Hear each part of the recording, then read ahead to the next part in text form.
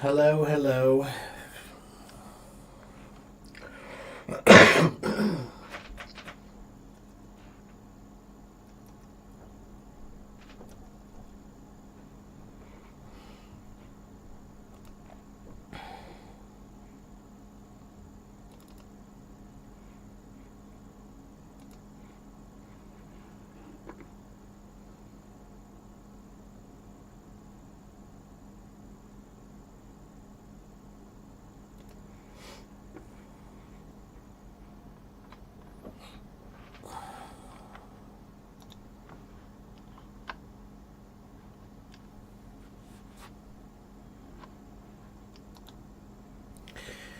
Good morning, everyone. Hello. I'm here. Let the games begin.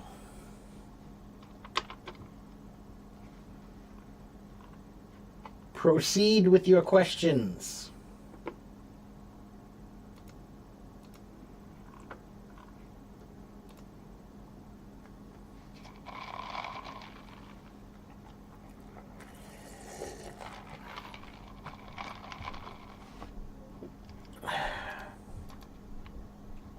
I'm fine. How are you?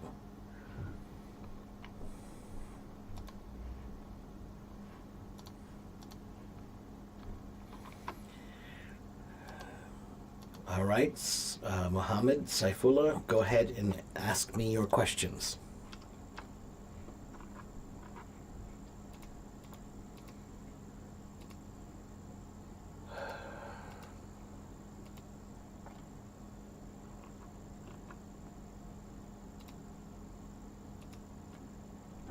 Did I finish my breakfast? Yeah, I had just a blueberry muffin. That's all. Coffee and a blueberry muffin.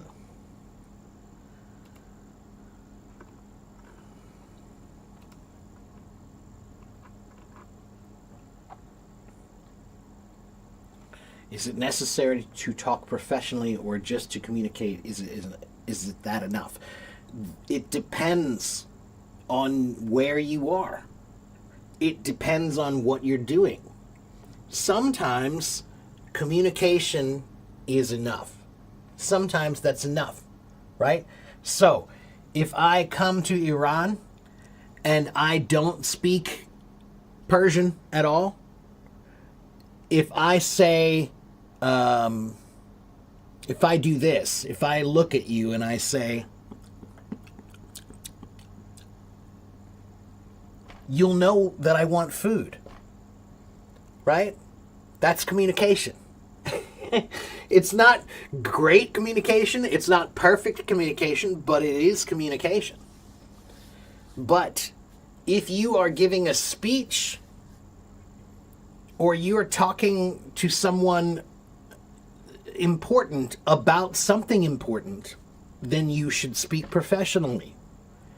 Okay? There are some times when you need to speak well. And there are some times when communication is enough. Okay? Mohammed, if you want to come on stage, you can, but you can also just write your questions in the chat, which is a lot easier for me, because I can answer more questions that way. But it's up to you. If you want to raise your hand, you can. You can come on stage. You just have to have questions, that's all.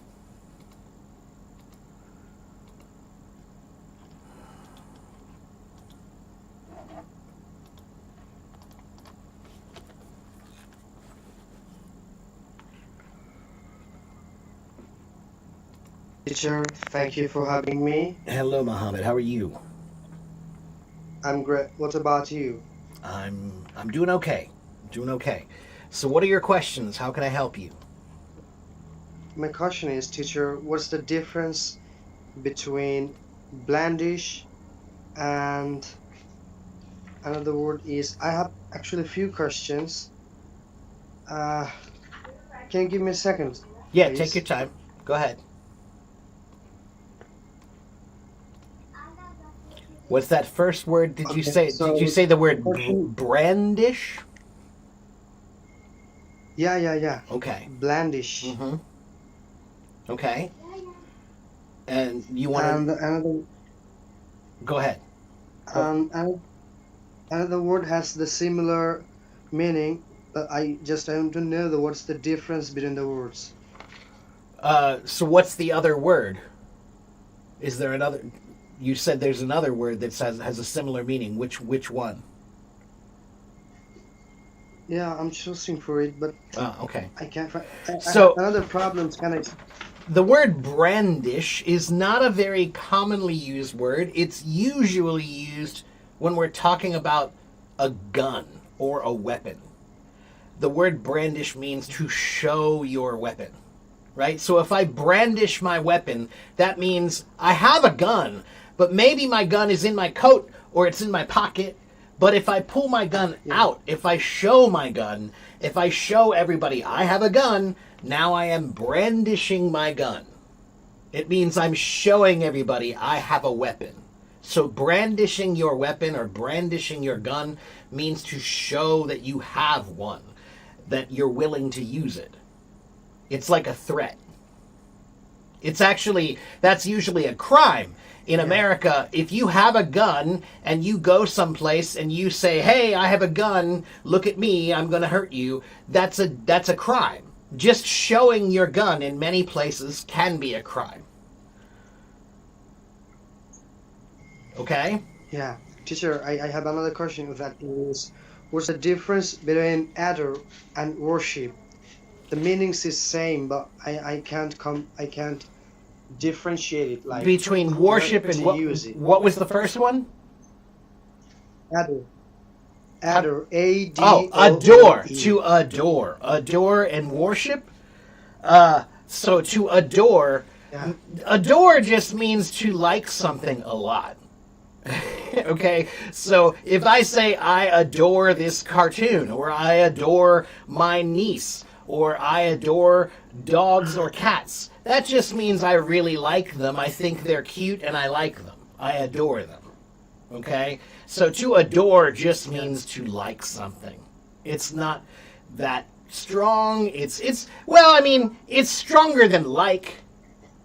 I would say it's if I say I like cats, that's here. If I say I adore cats, that's here. If I say I love cats, that's here. Okay?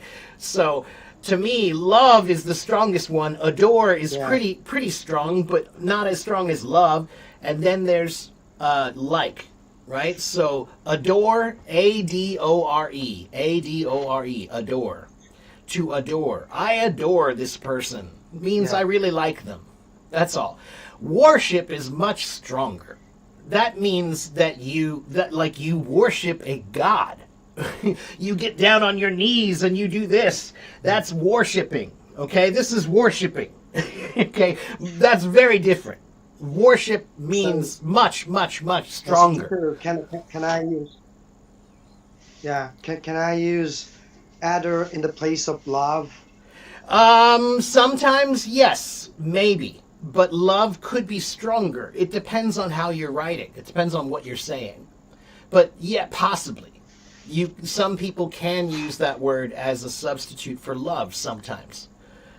Maybe you could say I Yeah, love walnuts, or you could say I adore walnuts. teacher, I have found the first one, which I was talking about Okay? first. All The right? first one was blandish, Mm-hmm. and the similar word is cajole, Cajole. Ah, cajole. To cajole someone. So hold on, let me look at something. One moment, hold on. Yeah,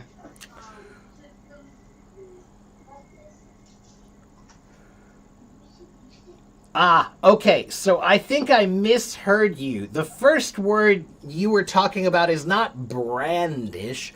The first word you were talking about is blandish. And blandish is yeah, blandish. that's definitely a very rarely used word. It's not often used at all. And blandish just means to try. You're right. It's very similar to cajole. To blandish and to cajole someone. What does cajole mean? Cajole means that I'm going to tell you, oh, come on, man. Come on, you can do it. Come on, come with me. It'll be fun. We'll do it. And after we're done, you'll get $20 and maybe you'll have a lot of fun. I'm cajoling you. I'm trying to convince you to do something. Somehow. I'm trying to tell you, oh, it'll be great. Oh, you should do it. Everybody's doing it. That's cajoling. Okay? Now, to blandish is very similar to that word, but I would say blandish is not common. In my entire life, I think I may have seen that word 1 or 2 times. Okay, so the word blandish I have not used or seen in my lifetime, or I should say I've seen it twice, but I've never used it. But the word cajole, I have used cajole. Cajole is much more common. Okay, yeah, Divya, that's it. Blandish, blandish. That's a very uncommon word that just means to try to convince somebody with flattery, right? You're so great, you should do it. It's very similar to cajoling, okay? But cajole is C-A-J-O-L-E, cajole, okay? To cajole someone is just like, hey, you should do this. It's going to be great. Come on, you should try it. You should do it, okay? That's what it means. It just means to try to convince somebody to do something, okay? Yeah, teacher. Most of the time, I feel like I'm talking by using these words. They have similar meaning. What to use, I feel like embarrassing. Like I don't feel good to use it. Okay, well, the thing is, Muhammad, it doesn't really matter. Use whichever word you want to use. That's one of the things about English. You need to understand, first, English has many, many words. And we like that because I don't want to say the same word every time, right? So if I say, yesterday I had a big pizza at a big table with my big friend in a big room in a big house, that's weird. For us, that's very weird. We don't want to use the same word all the time. So we say, I had a big pizza on a huge table with my giant friend in the enormous room in the humongous house. All of those words are different, but they all mean big. Now, how do I know which word to use? Should I use this word or should I use that word? That's a personal choice in most cases, Muhammad. So maybe I'll use the word gigantic, but my friend will use the word huge. It's a personal choice. We like different words. Okay, But so teacher, yes. when I practice writing, I saw several times in books that in a place of weak, he is weak in mathematics. Without using weak, they use he is poor in mathematics. He's poor. Mm-hmm. So poor means the people who don't have wealth and Poor, money. poor can mean wealth of money or wealth of anything. Could be wealth of knowledge. So, if I say he has a poor ability in this, that means his ability is poor. Okay, so poor can, and usually poor does mean wealth. If I say he's a poor man, that means he doesn't have any money. But if I say he rides his bike poorly, that means he does not ride it well. Okay, Mohammed? Yeah. So poor can mean, it could Teacher, my be... last question. Go ahead. Mm-hmm.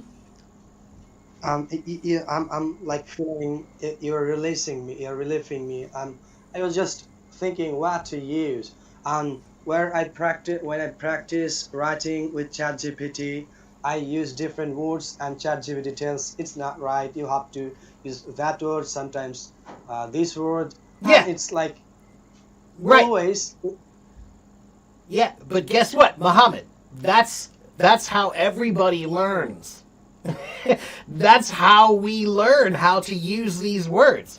We try to use them, and maybe we use them the wrong way, or we hear other people use them, right? So, Muhammad, sometimes you don't know which word to use, so just try. And then if it's okay, it's okay. If it's not okay, you'll find out.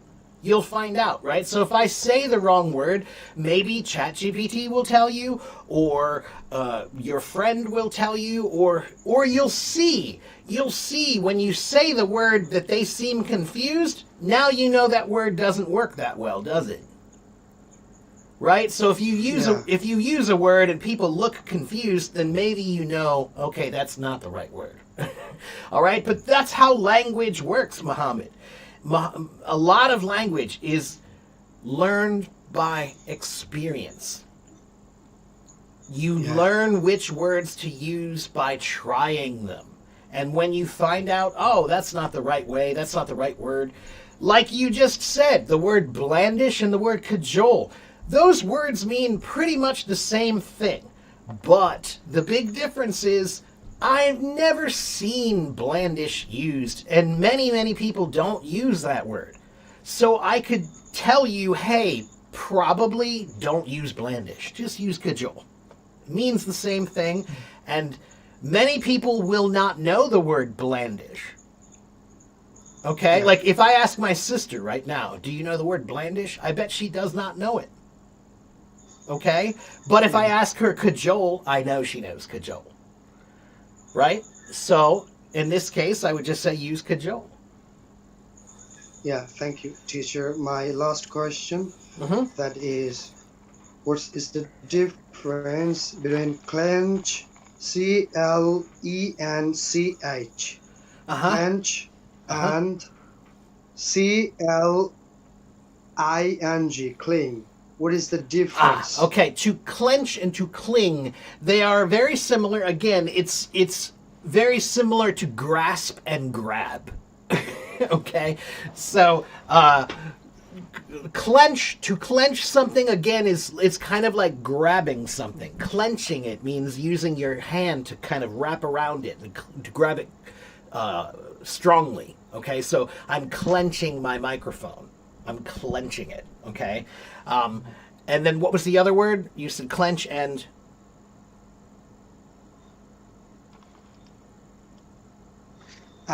Cling. Cling, right. To cling... C-L-I-N-G. To cling to something means to stick to something. Like you can't get it off. It's clinging to you, right? So, for example, sometimes when I do my laundry, maybe my shirts are sticking together.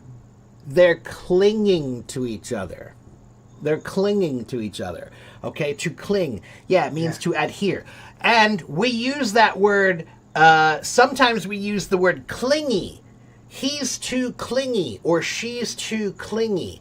That's a person who is always kind of on you. Like if maybe you have a new girlfriend and your girlfriend, she always wants to be with you. She always wants to be next to you. She can't be alone. We say, she's too clingy. She needs to be on you all the time. That's too clingy. Yeah. Okay? To cling means to hold on to something. Like, so another way to use cling is maybe I'm climbing the mountain. I'm climbing a mountain, I'm going up the mountain, and then I fall, and I'm holding on like this. Muhammad, I'm holding on. I'm clinging to the mountain. I'm clinging. I'm holding on. I'm clinging to the mountain. Yeah. So to cling means to hold on to. Okay? But to clench means to grab. I have just last one question. Okay, go ahead.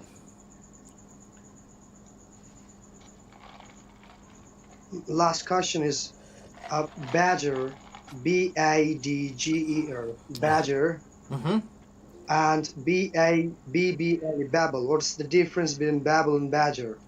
Badger means to annoy someone, to bother someone. If I say, hey, stop badgering me, Yeah. it means to stop bothering me. You're bothering me. You're badgering me. Okay. Babble. Babble means to talk in a way that doesn't make sense. So the word babble is called an onomatopoeia. Onomatopoeia. It means a word that sounds like what it means. So the word babble, it means this. If I talk like this, babble, babble, babble, babble, babble, babble, babble, babble, babble, babble, babble, babble, babble, babble, it means it makes no sense. If I say you're babbling, it means you're talking with no sense. It's babble, babble, babble, babble, babble. It's babbling. Okay? Yeah. Now, there's a funny, the story about that word. Wait a minute. Let me look that up. Hold on. One moment. Yeah. B-A-B-B-L-E.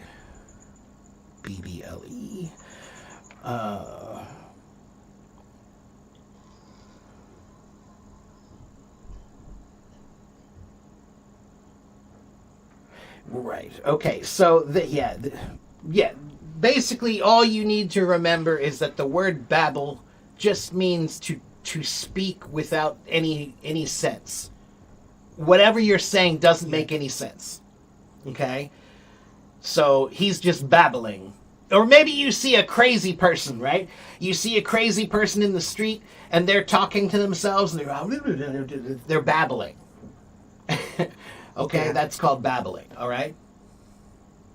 Yeah, so babble means talking with No sense, and yeah. badger means To annoy someone. means bothering someone. That's right. Right, teacher? Yeah. Yeah. Okay? It's been really helpful for me, teacher. Thank you so much. No problem. No problem. Those are good questions for ChatGPT also. ChatGPT is pretty good at explaining these kinds of questions. So you should ask ChatGPT too. Okay? Yeah. All right. All right. Well, take care of yourself, Muhammad. Come back and see me again sometime, okay? Yeah, teacher. Okay. Take care. Bye-bye. Yeah, teacher. Okay. Let me check the comments here. Entreat could be equivalent for cajole. Yes, Elay, I would say it could be, but it's less common. Entreat is not as common as cajole. And entreat is more formal than cajole. Cajole is more casual. Okay? Hello to everybody. That's right, clingy. Clingy is C-L-I-N-G-Y. That's a word we use to describe a person, a girl or a boy, who they're in a relationship and they're too much. They don't have any personal life, so they spend all their time on you. That's too clingy, you know? Okay, hello, everybody. And again, the word cling, C-L-I-G, means to hang on to something, to hold on to something. So when I was, my niece, now she's 17 years old, but when she was young, she used to hold on to my leg. She would cling to my leg. Right? She would run up and grab my leg as I'm her uncle, right? So she would run up and grab her Uncle Mark's leg. She would cling to my leg. Okay, to cling. C-L-I-N-G. Okay, let me check the comments. Please be patient and let me see if I missed any questions or anything. Is it possible to get a B2 in 5 months if you're at level A2? Cesar, I'm going to say that's pretty hard, okay? Now, the reason why that's hard is because B1 and B2 are very big. They're very, very big. A lot of English content is in that neighborhood, okay? So when I talk about A1, A2, B1, B2, C1, C2, B1, B2, those are the biggest neighborhoods of language, meaning there are more vocabulary words, more rules, more things to know in B1 and B2. So because it's bigger, that means it's going to need more time, right? So I would say 5 months would be hard to get to B2, okay? Maybe B1, but maybe not B2, okay? All right. When someone communicates with me in English, there is a strange word that I don't know, which leads to complete... okay. So, Tiger, yeah, if you don't know, then you should do what I do. 这个是什么? I don't know that word. So if I say the word cajole, he was cajoling me, and you say, oh, what's cajole? Just ask, Tiger. It's the number one thing you should do when you're learning. If you don't know, ask. Okay? Okay. Again, please be patient.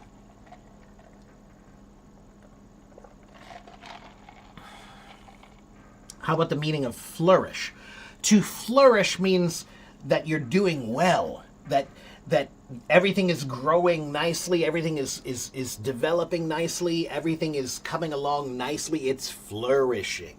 Okay, to flourish means to grow well, okay, healthily. Okay, let's see.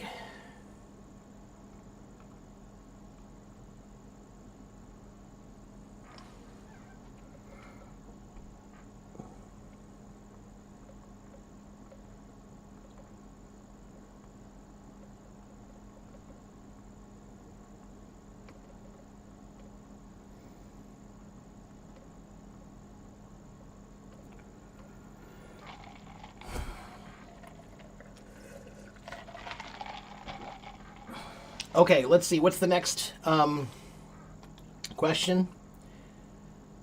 Why don't we use stative verbs in continuous? Ooh, that's a hard one. Well, I mean, not really. Stative verbs describe a state.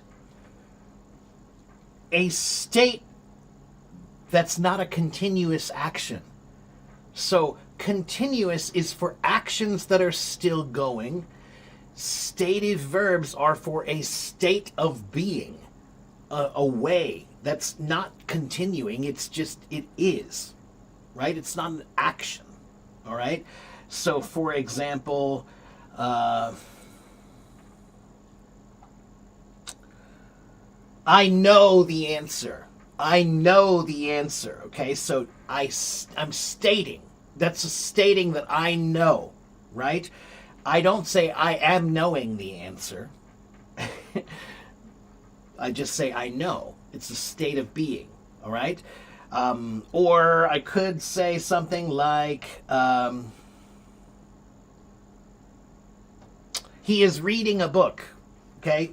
He is reading the book. That's the action of reading is in progress at that time, okay? So that's different, okay? So it really has to do with stative verbs are for states, not for actions. Okay?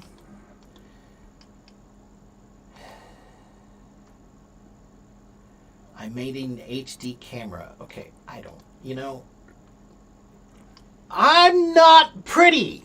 I'm not that good looking. Nobody cares what I look like.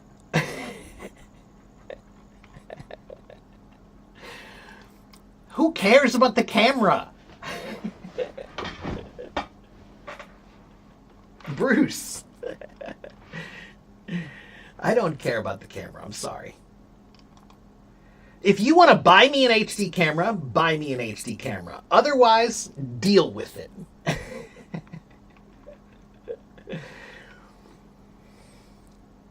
Okay. So weird. Next question.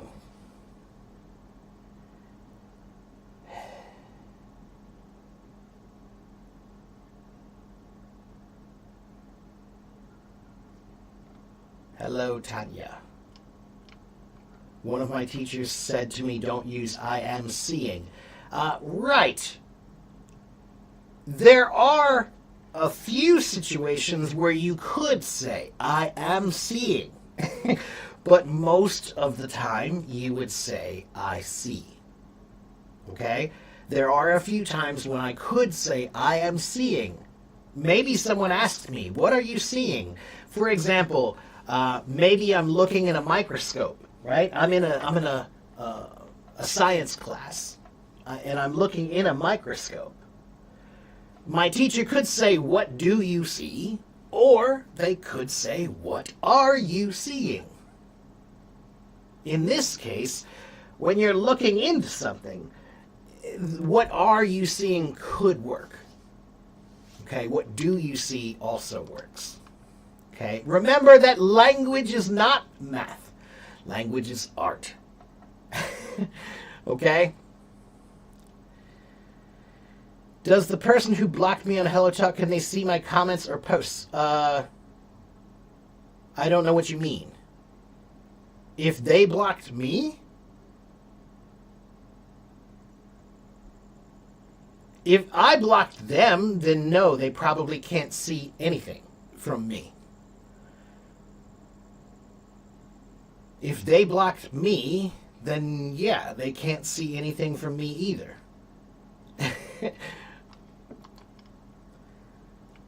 She sleeps in the bedroom. Is that true? In the bed? Not. She sleeps in the bed. You could say in the bedroom, but it's weird. Again, it depends on the context. Context is everything in English, everybody. Context is everything. She sleeps in her bedroom. She sleeps in the bedroom. She sleeps in that bedroom. Could be fine. Depends on the situation. Okay? You're talking about the bedroom. That's one word. One word, bedroom. Okay? When you make it two words, now you want to get rid of the word room and just say she's sleeping in the bed. She sleeps in the bed. Okay? That's an object, the bed. Okay? Do I think the large number of deer in human populated areas is a problem? They've Valeri, we have lots of deer where I live. They're a nuisance. I wouldn't really say they're a huge problem. It would be good if we could deal with them more, but it's not a tremendous problem. I live in a place with a lot of deer. We see them every day. Okay, almost every day I'll see them in the neighborhood or in the yard or coming through the forest or whatever. I don't think it's a huge problem. Yeah. Okay. Next question. The difference between presume and assume. They're very similar. One moment. So, to presume means that you have an educated guess. You have some information, you have some knowledge, but you don't have all of the knowledge. You don't have all of the information. But you have enough that you can guess. That's a presumption. Okay, to presume. Okay, but assuming, assumptions, those are more that you have made a decision or you have made a judgment with no information, with no knowledge, right? So to make an assumption is to make a judgment with no information. To make a presumption is to make a judgment with some but not all of the information. Okay?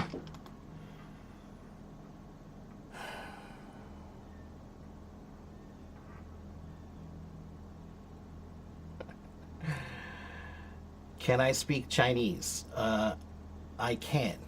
这是为什么我需要告诉你，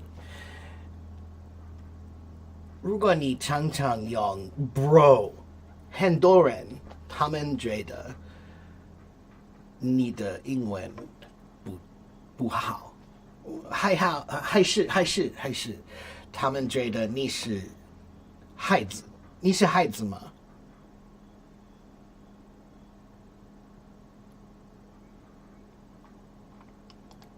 你是小孩吗？如果你是小孩，我觉得你可以说 bro。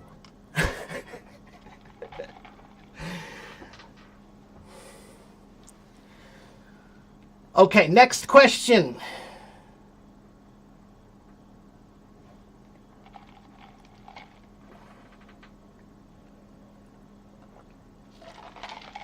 What about elk? We don't have any elk where I live. I think in America there are not many places that have elk. In the northwestern part of America, probably towards Montana, that area, maybe they have elk. You know, Wyoming, Montana, that area, they probably have elk, but we don't have elk here. We just have deer. Why do you not eat them? We do. We do. You can hunt the deer, but you can only hunt them for a month or two, and you have to have a hunting license, and you cannot hunt them in your neighborhood. You can only hunt them in a special place far away from people that's safe for hunting. Okay? You can't shoot a gun in this area.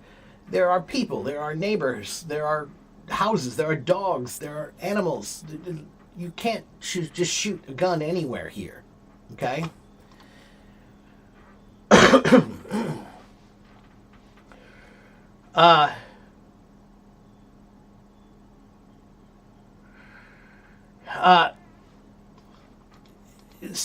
Someone send me your question about that in my private chat, and I'll send you a message later, okay? Because I can't explain this now. All right, that's going to require a private lesson for me to type everything and show you everything, okay? Send me a private message and maybe I'll try to help you, okay? How can you differentiate between stagnation and redemption? Those are two completely different words. Stagnation means something is not growing. It's stagnant. It's not developing, it's not growing. It's stagnant.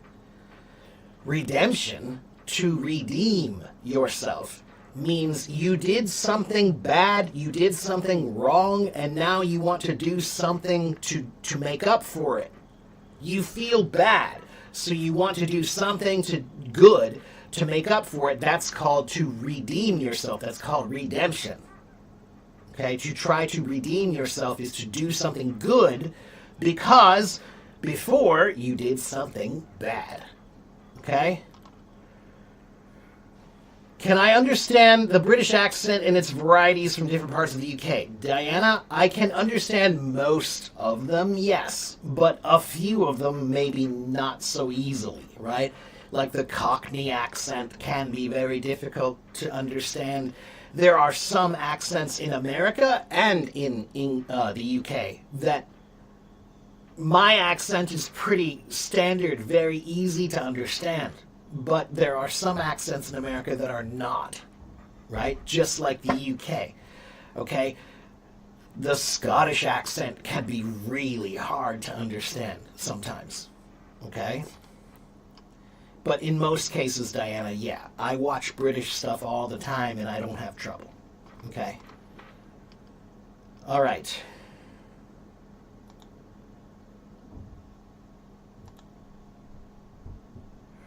Every 5 kilometers. Not that much. That's too much. No. But LA, in the United States, there are about 30 definite separate accents. Okay? The United States has about 30 official regional accents. Okay?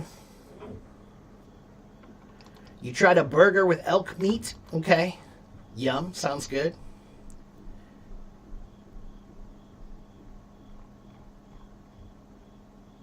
Yeah, Liverpool accent also could be difficult sometimes. Okay.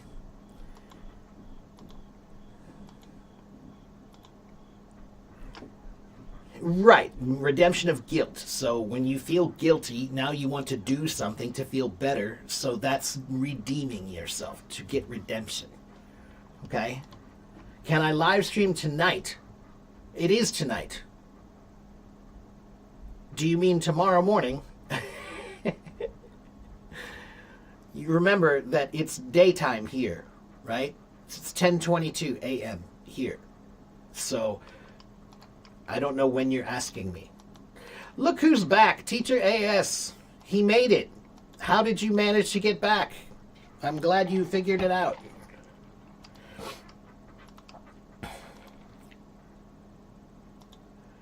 Let's see. You have a question you'd like to ask Porter? Say that in the future you'll be my best friend, my closest friend. Is there any difference between best friend and closest friend? No. 差不多.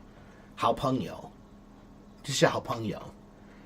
Best friend, closest friend, great friend. 差不多的意思. Okay? Salvation. Salvation is often a word that's used for religion, right? It's usually a religious term. But the word salvation, wait a minute.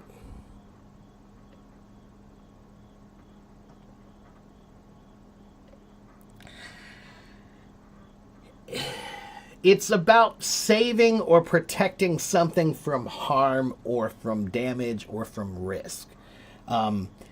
Or the state of being saved, right? So salvation is usually a word that's used with religion. When they say when you find religion, now you have salvation, right? It means that now you are protected from harm, okay? So it's usually a religious term, all right? You want to use the engage word when you're speaking to someone. Okay, so Haley, when you speak with somebody, you're engaging with them. Okay? Or you can describe somebody. You can say, he's very engaging. If you say somebody is very engaging, that means you feel like they're very interesting, and so you want to talk to them more. And they like to talk to you. They like to talk to people. They like to engage. Okay? If I say you're at a party, you should go engage with some people. It means to go talk, to mingle and talk to some people, meet some people, right? Make some connections. Okay?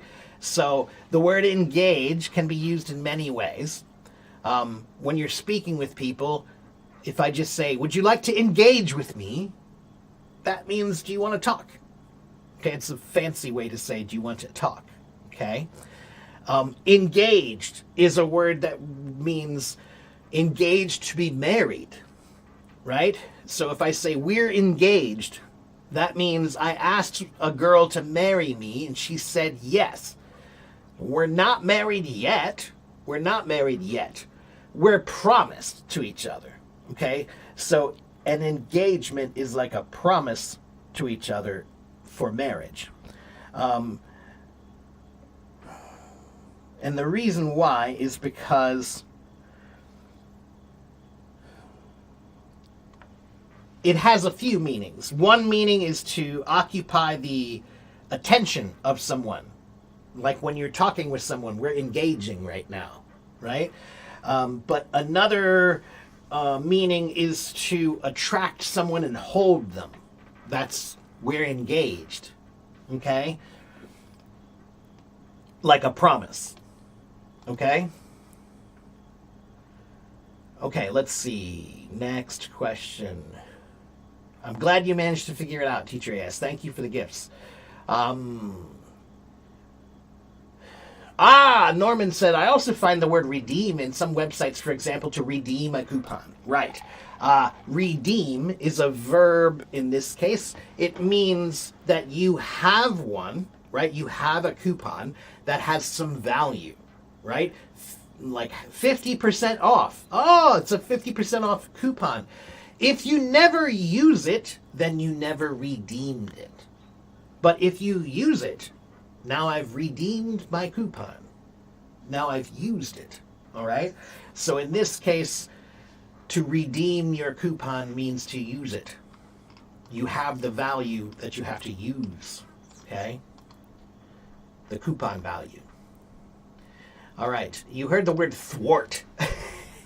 That's a good word, Elay. To thwart. It's an old word that means to stop someone from doing someone. So he thwarted my plans. My plans were thwarted.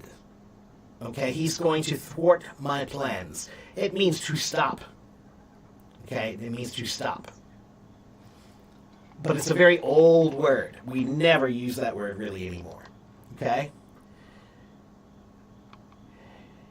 Is it different to something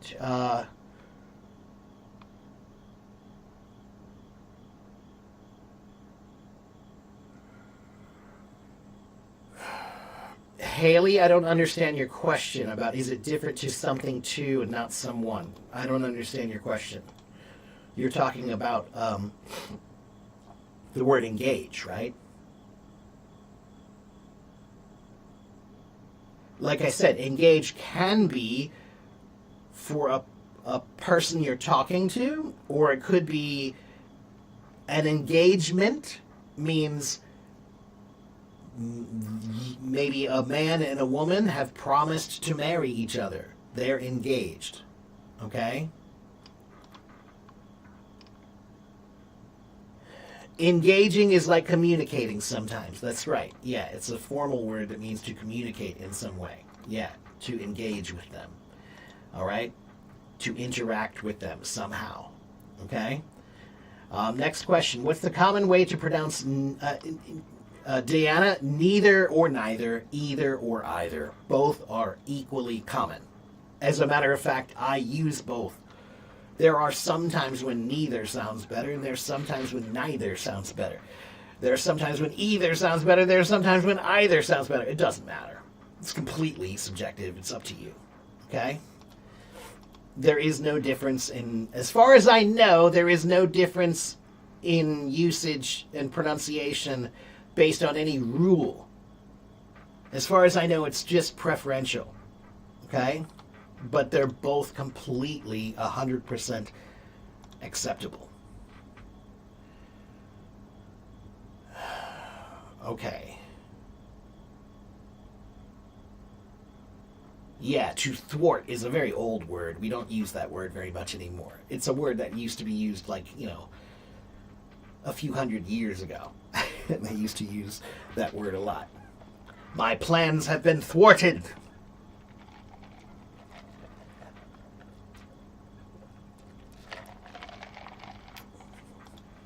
Okay, hello. Yeah, I'm sure if you read Shakespeare, you'll probably see the word thwart in there. Right. Yeah, see? There you go. I just said exactly that. That's exactly what I said. Right. Yeah.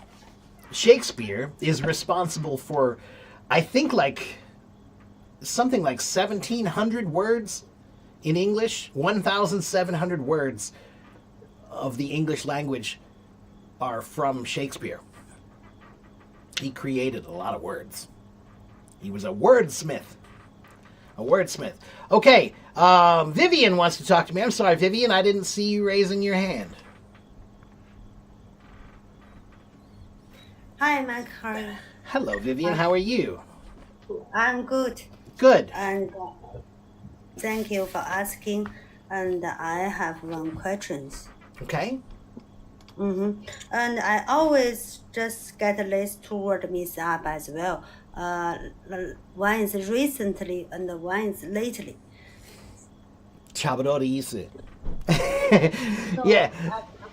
Yeah, so what I would say is sometimes they mean the same thing. Sometimes I could say, recently I've been going to this coffee shop a lot. But I could also say, lately I've been going to this coffee shop a lot. Same. Younger. Yeah. Okay? Okay. Okay. Or I could say, have you seen Bill recently? Or have you seen Bill lately? Same. Okay. Yeah. In this case, it's just 最近的. Yeah. Right. Okay. Thank you. And another one is the bad temper and the bad tempered. So they're the same. They're just two different ways to say the same thing. So if I say, he is bad tempered, or he has a bad temper. 这是他有还是他是? This is the same thing. It's like he has a bad temper. 他有. He has a bad temper. He is bad-tempered. 他是 he is. He is bad-tempered. So bad-tempered is an adjective to describe a person. Okay? They're bad-tempered. Okay? But if I say he has a bad temper, that's a noun. Bad temper is a noun. So I'm saying he has a bad temper. 这是有, he has one, right? He is bad-tempered. That is an adjective. 他是. Okay? Yeah. I see. So one is adjective and one is no. Yes. Yeah. One is, how do I say this? Yeah. If I say he is bad-tempered, that is an adjective. He is bad-tempered. Okay? That's describing his temper is bad. Okay? Temper, think about the word temper is like temperature. Mm-hmm. And what is temperature? Temperature means is it hot or is it cold? Right?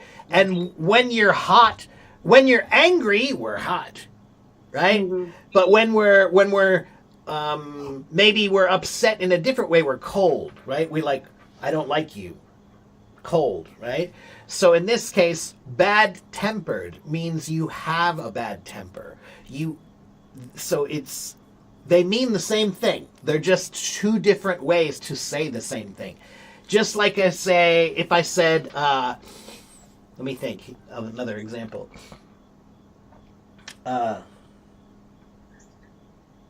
If I said, he is very shy, or he has shyness. If I said, he is very scared, no. Let me think of another good one. So in English, there are many, many things that you can describe this way, where it's the same thing, but one is describing it as something you have, and one is describing it as something you are. Okay? Like a quality that you have, or somebody's just saying you are this, but it means the same thing. Okay? Okay, I understand. Okay, I got now. Okay, no problem. Okay, thank you very much. No other questions? Actually, yes. Okay. I just don't want to with 没关系 no 可以啊问我 the life lives. Sometimes I heard it's life, sometimes live. Mm-hmm. So it's Yeah. both correct? Yeah, this is like read and read. Right? Like today I read and yesterday I read, right? So live and live, they have two different meanings, kind of, right? So if I say, where does he live? 他住在哪里, right? But he lives in here. So, and then if I say, that's the one word, where does he live, right? But if I say he is it live or not? Is it live? So for example, do you like music? Mm-hmm. Do you like live music? Yes, I do. What's the difference between music and live music? What's the difference? Do you know? 这是一样的吗? So music, if I listen to my CD, if I listen to the radio, that's music. But if I listen to live music, that means I went to a bar and I see a band and they're performing and they have music, they have instruments and they're playing. That's live music. It's live. It's real. It's happening now. It's not recorded. Okay? So that's one example of how to use the word live. We saw a live show. Means real people did it right now. Real people did it right now. It's not a recording. It's not on TV or something. It's real people doing it now. It's live. when you're on the news, maybe you're a newscaster and you're reporting about something news. Maybe there's a typhoon, right? Nigga typhoon, right? And so you're telling everybody what happened, and you can say, "Hello, I'm Vivian. I'm reporting live from Shenzhen." That means right now I am in Shenzhen live. Okay? It means happening now. Okay? So the word live can have a bunch of different meanings, and it can be pronounced differently depending on the context, right? Where do you live, and is this live? Okay? But they're all related to the same word, life. And live. Yes. Okay? Yeah. And the last one. Okay. last one. No problem. Go ahead. I have very hard to pronunciation the letter L. Do you have any tips? Yeah, I do. It's no problem. 你喜欢吃辣的食物吗？你喜欢吃辣吗？辣，辣 Yeah, 辣的食物你喜欢吗？喜欢。喜欢 OK 是辣一样的，这是一样的。But you listen to me. L. Okay. That's correct. Okay. No. It's all right. 不错。听我。辣。辣。 Okay. Now I want you to cut it in half. 一半。And now just do only 前面的，只有前面 right? So 就是对。So now say girl. Girl. Good. But I want you to think of la. Girl la. Girl. La. Good. So what I want you to do is when you say L, I want you to say la right now. Right now, La. say la. Yeah, because you can do la. All right? But then, after you practice girl la, then I want you to cut the ah off. So it's just girl. Girl. 不错. That's it. Girl. That's it. Okay? Yeah, the English L, the American L, it's very close to the same position as the la, or La. if I say 他说了 了 差不多 yeah 了 and 啦他们都有那个了 your tongue 你的舌头就是 curved it's up right La. yeah good so that's what we do when we're Americans when we're young when we pronounce words especially the end of the word we overpronounce we exaggerate 你知道吗 No. 我忘记了 exaggerate 就是那个夸张你需要夸张 yeah okay so when we say like a word like I said girl yeah so the last part we'll take that last sound and we throw it down like throw it like girl right make it strong yeah and practice that and then every day do that a little bit and then eventually you'll feel more comfortable if you just take the and cut it off so now you're just gonna say girl it's better yeah that's better you're getting it so what you should do is make a list of L words so maybe you can say some words that start with the L, like live. Yeah, so look, your L at the beginning of a word is perfect. So that means that you just need to work on the L that comes in the middle or at the end of the word. So, right. Else. Like somebody else. Somebody else. Okay, so yeah, good. So open your mouth more. So this is one big thing. English is a big mouth language. American English is a big mouth language, but Chinese is a small mouth language. And so one thing you need to do is make your mouth bigger when you speak. Bigger. Yeah. Right? So what was that word that you were just trying to say? You were just trying to say what? Else. Else. Yeah, else. Right. So, yeah. This is one thing that Chinese people do is the short A, the short E, and short I. They should be very big so that you can hear a difference. But if your mouth is very small, then all of them sound the same. Let me show you. Watch. So if I say the short A, short E, short I. Ah, eh, eh, ah, eh, eh, ah, eh, eh. But I'm not moving my mouth, so they don't sound very different. But watch.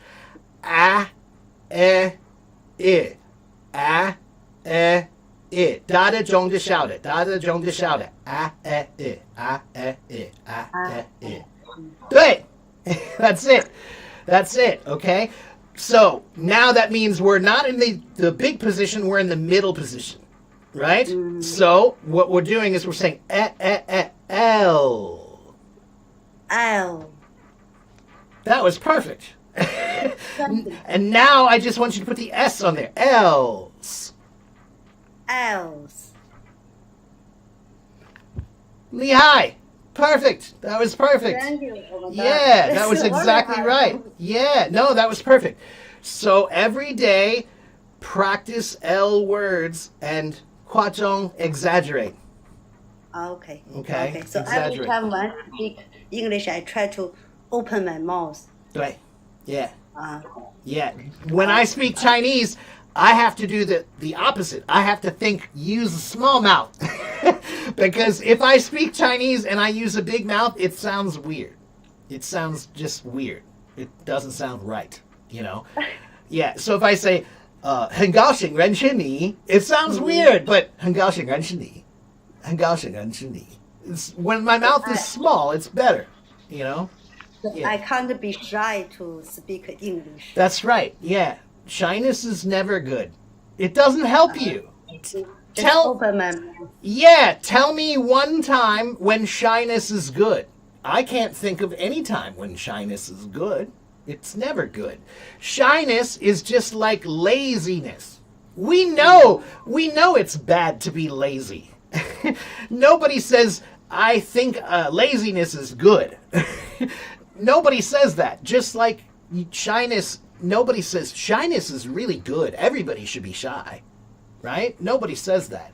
So, when you're trying to learn something new, shyness is the enemy. Shyness, Okay. yeah, shyness hurts you. It doesn't help you. Okay?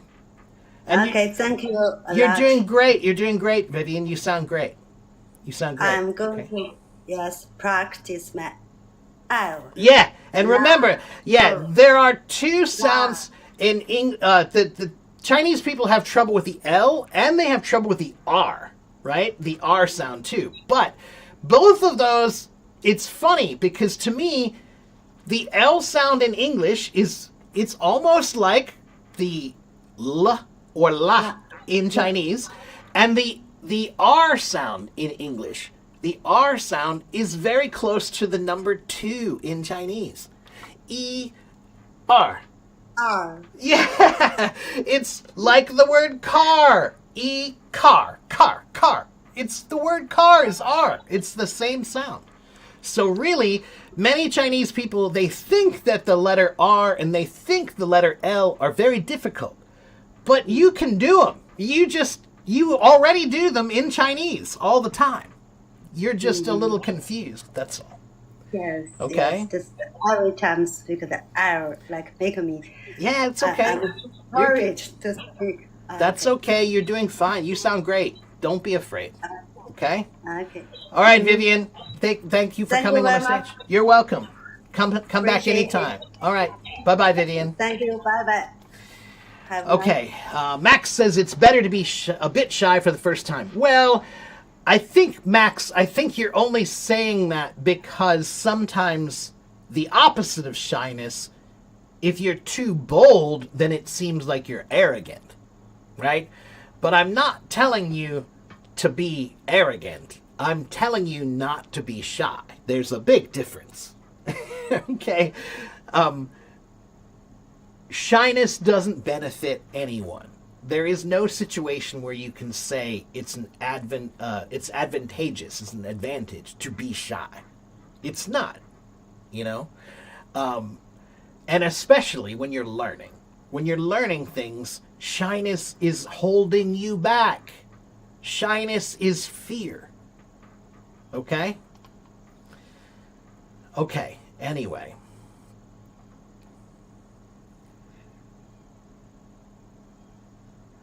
What are the letters that are difficult to pronounce if you speak Spanish? One is R, right? There's a big difference between the Spanish R and the American R, right? Let me think about that. In Spanish, Spanish speakers speaking English.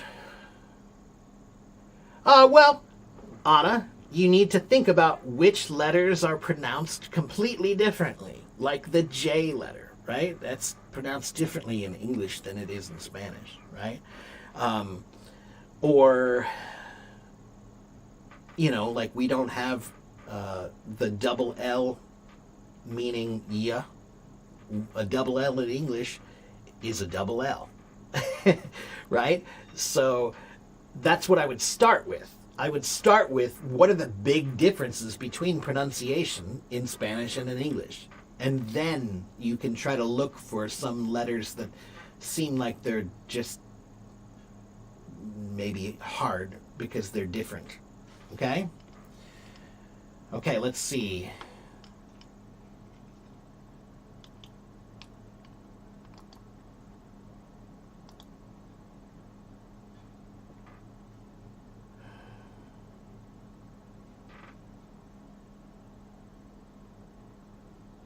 What's the difference between propel and thrust? Propel, sometimes they mean the same thing. The thrust means the force being pushed backward, right? The force being pushed backwards is thrust back. That's pushing you forward, right? Propelling something is the same. Whatever is pushing back is pushing something forward. It's propelling it. So the thrust is the force that pushes back that gives you the action to propel the thing forward. Okay? Thrust pushes back to propel the thing forward. Okay?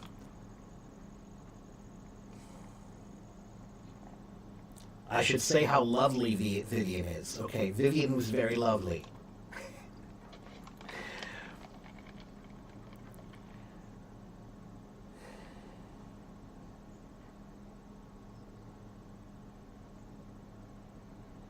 Bold benefits girls mostly and is true regarding all situations of life. I would generally agree with that. Girls, especially. If you're a girl, you should be listening to me and you should think about how many times are girls shy to say something because they're a girl. A lot. I think girls are shy often because they feel like they can't say something because they're a girl.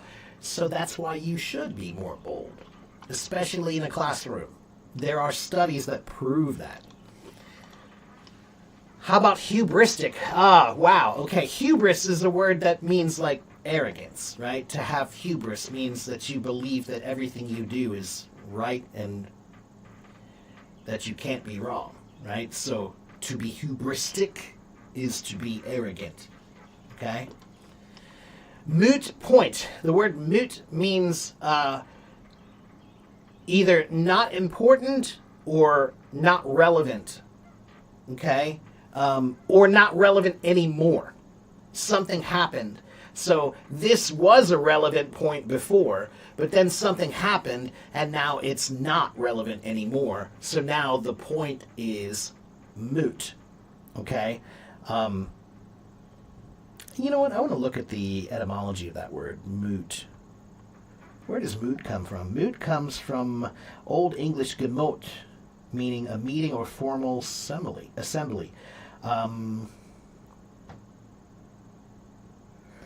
Wait a minute. Oh, wrong word. I was looking at the noun. I should be looking at the adjective. Debatable, subject to discussion.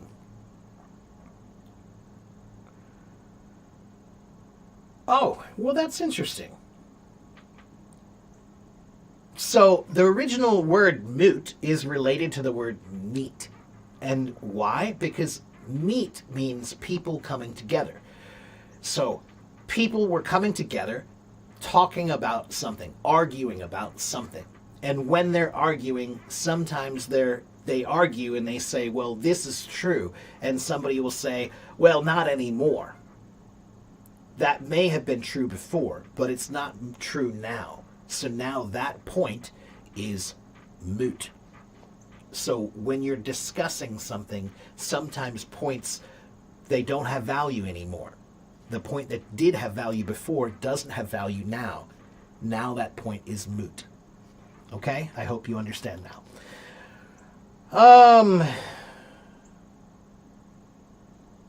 I think Mary is Canadian. Why isn't it? I'm thinking. You need more practice with stative verbs. That's all. Stop worrying and remember that you didn't do enough practice. Okay? Hey, everybody, look at me right now. Look at me. If you've never ridden a bike, then when you get on that bike, you're going to feel bad. You're going to feel worried. You're going to feel, I don't know how to do this, because you never do it. Anything that you never do, you can't do well. Anything that you never do, you can't do well. So, if you don't know how to use stative verbs well, it's because you don't use them enough. So, what should you do? You should use them more. Okay? All right, next question.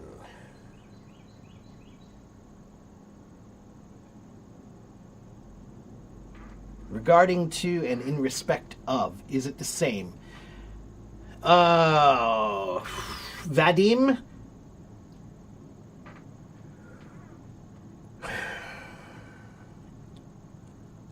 It's hard for me to answer that question without seeing context. Regarding to is not usually the way we use the word regarding.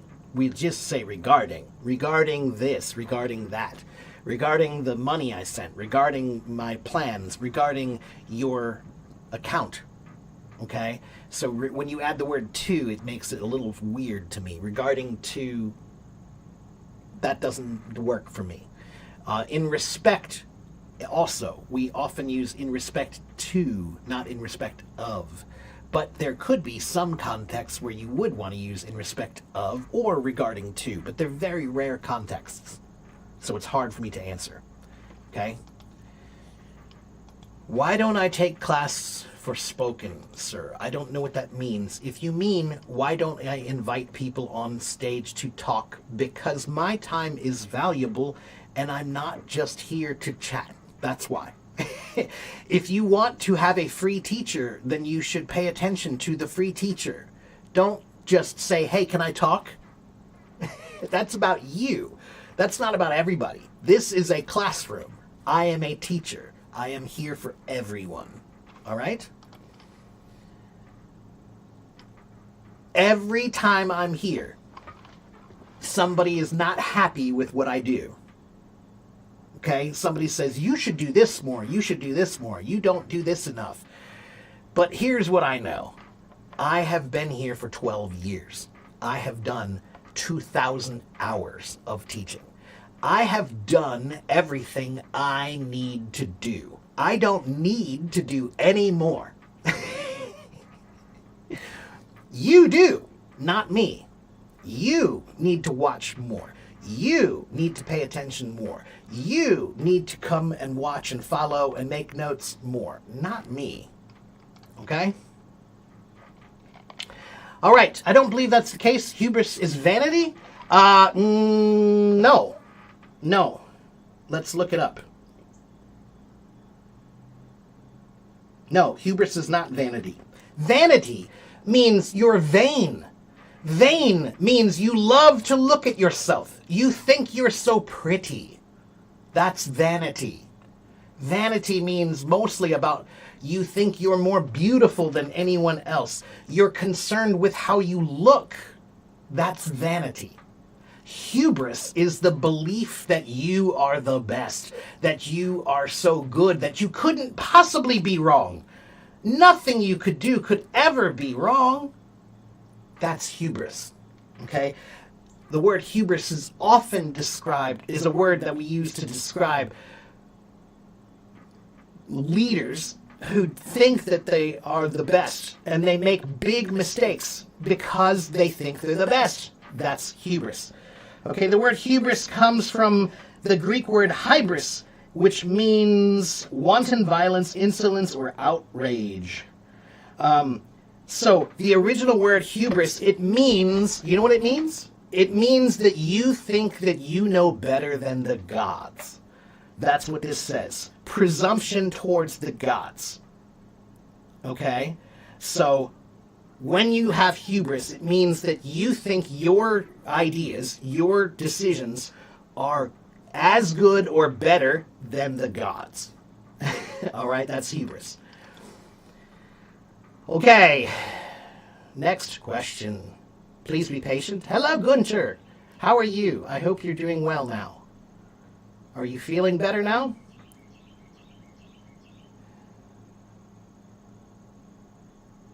Hello, Dennis.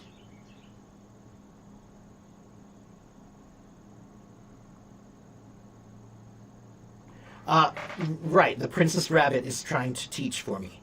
The Princess Rabbit, hello, I'm the teacher, not you. And again, when you say regarding to is not a common word to attach to the word regarding.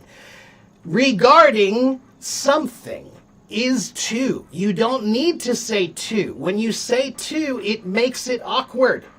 Okay? And then, but with respect to. With respect to. All right? So the word regarding and respect are both used in the way you're talking about. But you're using the wrong prepositions with them, or you're using prepositions when they don't need prepositions. Okay? That's what I'm trying to explain. All right? Okay.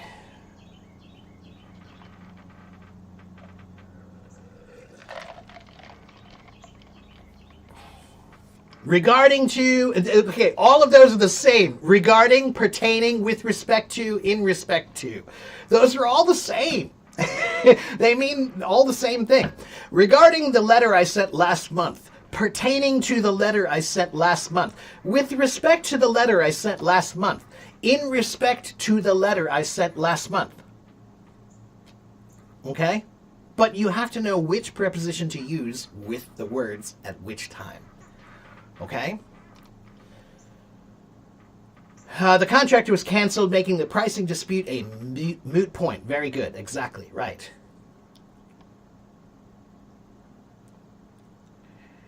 I'm going to visit a bar tonight. Nobody will thwart me. Sure. Yeah. Okay. Next. Vex. To vex means if something is vexing, it's a problem that you can't fix or understand. So it's like a puzzle. Okay. It's like something that's very troubling, right? Is vexing. Okay. A vexing problem is a very difficult, troubling problem. Okay. To vex someone is to give somebody a problem. Okay.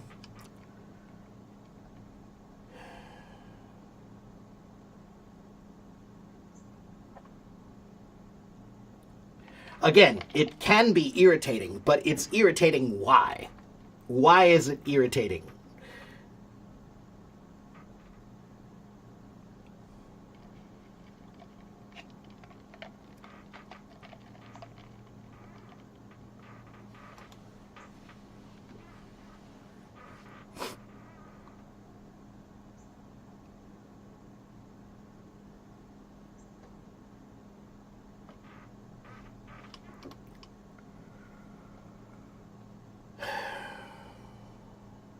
What's the difference between everyone and everybody? Nothing.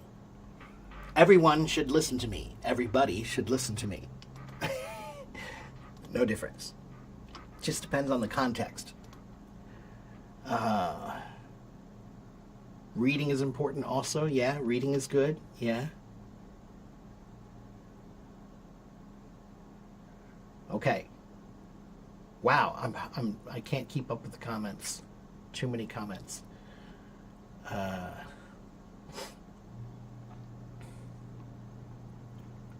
Is this live topic different than Ask Teacher Mark? Today is a friend in every corner, and I haven't done this one in a while. A friend in every corner, usually I just talk to people and make friends, but I haven't talked to many people today. I've been answering questions, but basically just whatever questions you have. Ask me questions and I'll answer them, okay? All right, let's try talking to Tony. Let's try to talk to Tony. Tony wants to ask me a question. Tony, do you have a question?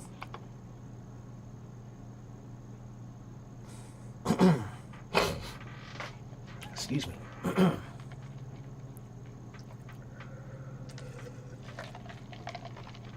What's the most important thing to learn English? Watch me. Hello, Tony. How are you? Hello, teacher. I'm good. Nice to see you again. Good. Yeah, good to see you too. 好久不见. Yeah, 好久不见. So, what can I do for you today?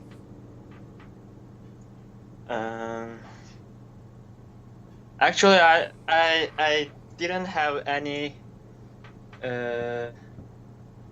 requests or something. Oh, okay. I just No question today. yeah. Okay. So, how's school going? Yeah, now I am in the senior year, and now I'm trying to find a job. So this days for me is really, really tough days. I need to face many tasks, like multi-tasks in the same time. Yeah. Mm-hmm. Yeah, finding a job can be hard. You know, the biggest piece of advice that I would give anybody anymore is everybody should treat themselves like an artist. Why do I say that? What I mean is artists don't work for companies. So when you ask an artist, can I see your resume? Can I see your portfolio? Can I see what you've done? Portfolio, it means all of your work. Like can I see the history of all your work? That's your portfolio, right? So what I would tell you is that you need to try to develop yourself like an individual with individual value, okay? So like an artist does that too. Artists know that you have to be unique. You cannot copy somebody else to be an artist. To be an artist, you have to be you. You have to develop yourself, right? Now, we study the work of others. We imitate and we learn the way other people do things. But we know that we have to make it ourselves. We have to make our own voice, right? And why do I think this is important now? I think this is important now because I think that everything has changed now. The way the world works and the world, the technology we have now, everything is different, everything is new. And I think it's a very dangerous time because companies, it's much more risky. So that means if there's more risk, that means the company, sometimes they need to say bye to you. Right? Yeah. And when they say bye, do they care? Do they say, oh, but Tony's such a good guy, we can't do that to Tony? No, they don't care. They don't care at all. All right? And so I think that's why I'm trying to tell everybody now is you need to be the same as any musician. A musician doesn't care if this company doesn't want to hire me, that's okay. I don't care about you because guess what? There are other companies who will. Because I'm not trying to work for one company. I'm trying to develop myself. I'm trying to develop I'm making myself the best drummer so that's my benefit. That's my value. Okay? But many people are just trying to get a job at a company. You're trying to work for a company because you think if I work for Apple, that's a big name, that will have big value. And yeah, that's true. But what's more true is Apple wants people who have unique talents. They want somebody who has unique skills. They want somebody who has an ability to think differently, not the same. Because guess what? Computers can do all that thinking better than us now. So if it's simple thinking, the computer can do that much better than we can. Simple things. So that's why you need to start developing yourself almost like you're an artist. Okay? Now, I don't care what field you're in. Maybe you're an engineer, but you have to be an artist about engineering. Maybe you're an accountant, but you have to be an artist about accounting. Okay? You have to treat yourself like, I am going to be the best accountant ever. And that way, everybody's going to want to work with me. I'm not working for them. They're hiring me. Do you see the difference? The difference is you have internal value. So you feel like, I don't need to worry. Because if they don't like me, it's okay. There will be another one who does like me. All right? That's the point I've reached now. I feel pretty safe. I feel pretty confident because I'm pretty sure that if one company doesn't want me, that there will be another who does. But that's because I did not just treat myself like any teacher. I created my own value. I created individual value. Individual value is harder to replace. Yeah. Okay? But what I thought, as an artist, I think you must be very creative. Mm-hmm. You must be talent. You need to do something. You need to create something. But I think that is very difficult for the most people, I think. Well, being an artist is not about making anything. Being an artist is about the way you think. It's not really about making anything. You can be an artist and not make anything. It's just about the way you think differently about things, okay? An artist looks at things individually. They see things from their perspective, and they have a unique perspective that gives them a unique answer. Okay? So when you go to school, they teach you math because math gives you the answers that everybody gets. Everybody gets those answers.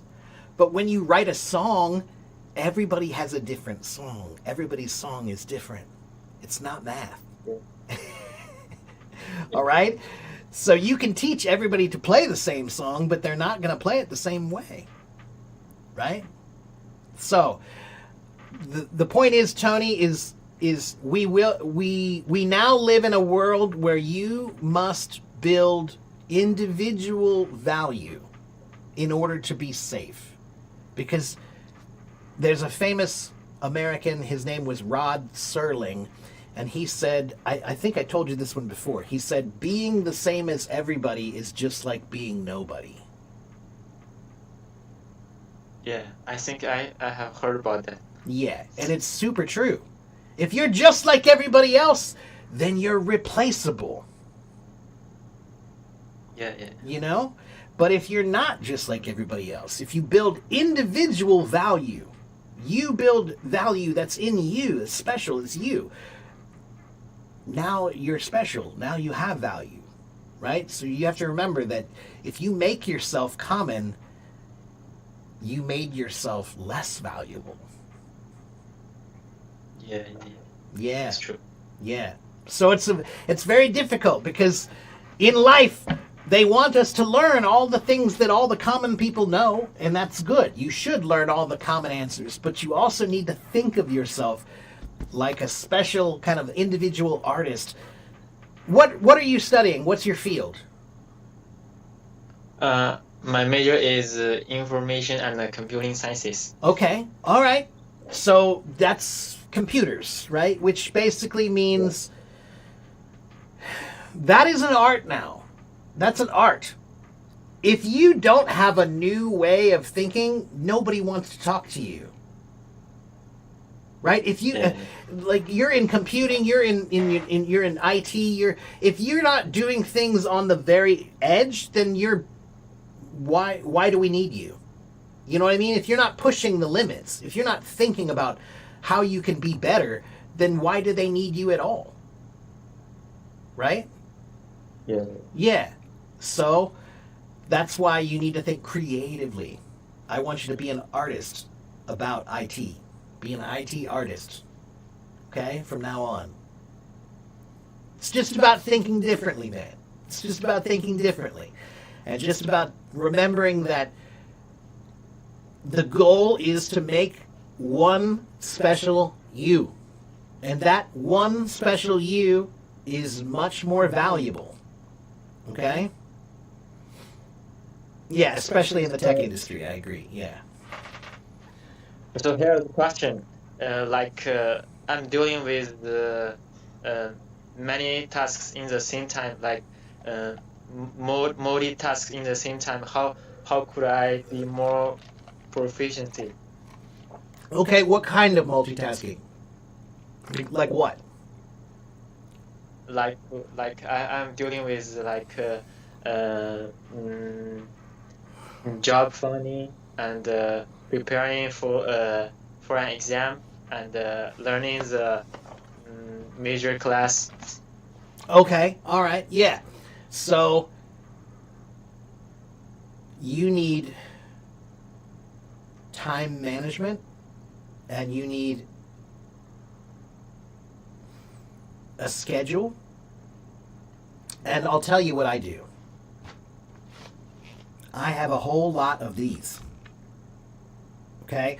And what I do is I have over in the corner over here, there I have a whole stack of these legal pads. We call these legal pads. Okay? And why do I have legal pads? Because I use legal pads to do what you're talking about. I have one legal pad that on the top of the pad I'll say study plan, and then I'll make my study plan, and then I take this paper and I put it on the wall where I see it every day. And then I have another one that says, what's the other thing you need to do? You need to do this. Put that plan up on the wall.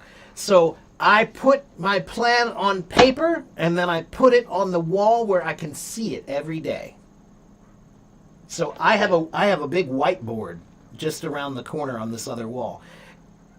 My whiteboard that's what I do with that. I make my plans. So here's my plan for this, here's my plan for this, here's my plan for that. And I can see them. In front of me, I can see them. And if you can see them, then you'll remember them and you'll do them. All right? Yeah. So sometimes when you make a plan and you put it in your phone, it's not really gonna work. You gotta put it up someplace where you can just see it, man. Just be old school, okay? Technology is great, but there is nothing more simple than just saying, do it, and putting it on your wall, right? That's so simple. There's low tech, very low tech. There's no technology at all. Do it. Put it on the wall. That's it, all right? Make your plan, write it out so you can see it. When you write your plan down, it feels better. If you have a plan, but you don't write it down, it's not a plan. You don't have a plan until you write it down. When you write it down, now you have a plan. Every time I saw it, and I will work hard. Yeah, that's right. And you'll remember what you need to do, and you'll remember, oh yeah, this, and you'll see it. That's right. It's there for many reasons, but if you're serious about doing something, then you should have a plan.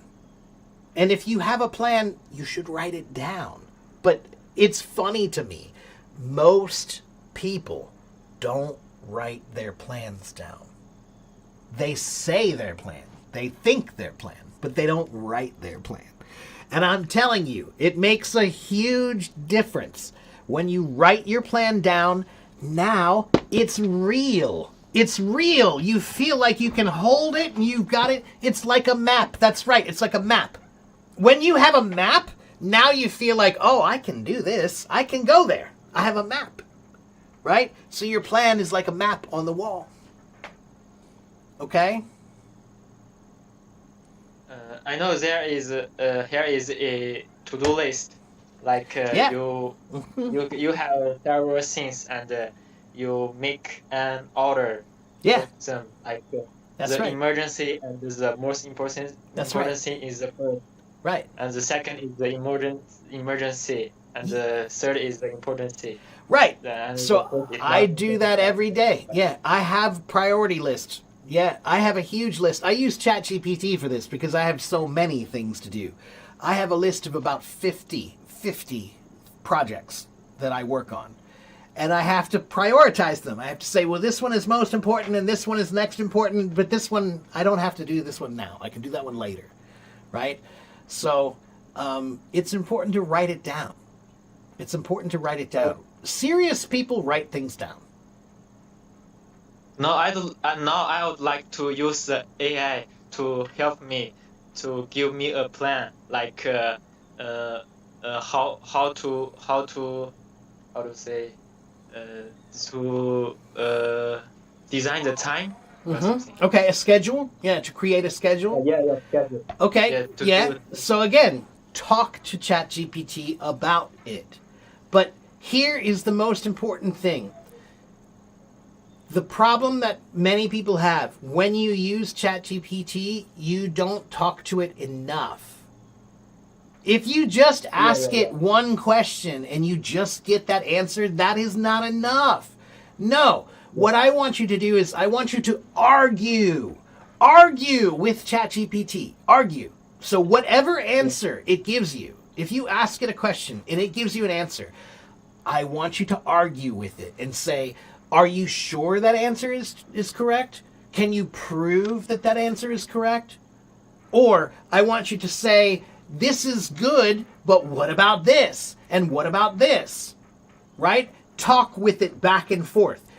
I do that every day. And if you talk back and forth with ChatGPT, if you do it enough, then when you're finished, you will have a really great answer. Because as you talk to it, the answer gets better and better and better. Okay? But if you only ask it one question, it's going to give you one answer, and probably it's not the best answer. You have to talk with ChatGPT, and eventually you'll get the right answer. But you can't just get one. I give the answer very how to say specific, not just one sentence. Like I Right. describe my question very specifically. Is That's that okay? right. That's much better. Yes. ChatGPT is as smart as you are. So what that means is if you write a good question, it will give you a good answer. If you write a good prompt, it will give you a good answer. But if you write a lazy prompt, if you don't think about your question enough, it will give you a very lazy answer. Okay? So it's very simple. Whatever effort you put in, if you put more effort into it, it will do that back. But if you just are lazy and just say, what's the answer to this question, and then it gives you an answer and you just accept that answer, then that's probably not going to be right. Okay? Yeah. But how do you think of the Gemini? It's good too. It's good too. Look, I'll tell you what I think. I like rock music, and I like jazz music, and I like blues music, and I like funk music, and I like Latin music and pop music. I like ChatGPT, and I like DeepSeek, and I like Gemini, and I like Manus, and I like Kindroid, and I like Character AI. It's like rock and jazz to me, man. They're different things, but they're the same. They're still music. It's still great. I'm more like the Gemini. I don't know, but Okay. use it very frequently. Okay, And so again, if that's the one you prefer, then that's the one you should use. I use a lot of them. I use ChatGPT the most, but Gemini's good too. But just remember, it's 差不多. It's 都可以. Okay, music is music. Okay. Like. And Hajar said, beware of the ego feeding trap. Yeah, it still does kind of feed your ego, but guess what? Hajar, when I'm here and I'm teaching, I'm very positive most of the time too. When I have a student and I'm talking to my students, I always say, hey, great job. You're doing really great. You're doing so well. Just like ChatGPT. ChatGPT also, oh, that's such a good question. You're so smart, right? So a good teacher also is going to kind of say how great you are, right? All my favorite teachers did. They all said, you're really smart, Mark. Now, should you always believe it? No, of course not. You shouldn't believe it. You shouldn't believe it. But that doesn't mean just because ChatGPT is kind of positive doesn't mean it's lying. I'm always positive too. That doesn't mean I'm lying. Right? Being positive is a good thing. Yeah. So, Tony, do you have any other questions for me? Last question is that in the first you say that your sentence the main idea is that we have to be creative in the mind. Yeah. And do things very creatively. Yeah, like because creativity is still something that AI doesn't quite understand yet. Creativity, it can pretend to be creative, but it can't truly be creative yet, right? So, yeah, that's why it's so important, because creativity is one of the only things we still have that we can do better, right? So at some point in time, maybe that won't be true. Maybe AI in 20 years will make music better than any musician could. Maybe. But for right now, I would say that creativity and individuality is one of the only things that we still have. And being just like everybody is the same as being nobody. Yeah. Okay? I think most of Chinese we lack of the creativity, so we need to strengthen this place. Do you know why? Creativity means risk. You have to take a risk to be creative. And I remember when I lived in Taiwan in 2009, and I was teaching kindergarten, right? And I'm teaching this class, and the kids are coloring. They're coloring in the books, right? They're using crayons, they're coloring the books. And this one little girl was coloring a dolphin, and she colored the dolphin purple. And the teacher came over and she said, no, that is wrong. Dolphins are not purple. Dolphins are gray or blue. And I was like, what are you doing? It's a child. They're coloring. If she wants to make a purple dolphin, let her make a purple dolphin. Who cares? That's creativity. That's creativity. We encourage that. We say, yeah, that's a beautiful purple dolphin. I like that purple dolphin. We don't tell them no, right? So what I would say is, creativity takes a risk, and in China they usually teach you to not take risks. That's why when I would teach there, if I ask a question to my class, here's what happens. When I ask a question in America, the students go, me, I want to answer, me. But in China, here's what happens in China. When I ask a question, all the kids do this. like, can I? Is it okay? Can I raise? Is it okay if I say something? I don't know if I should. I'm not sure if I should say anything, right? They're afraid to take a risk. They're afraid to raise their hand. They're afraid to speak up, because they don't want to be wrong, or they don't want to be different, or they don't want to be special, like, oh, look at him, so they're afraid to raise their hand, right?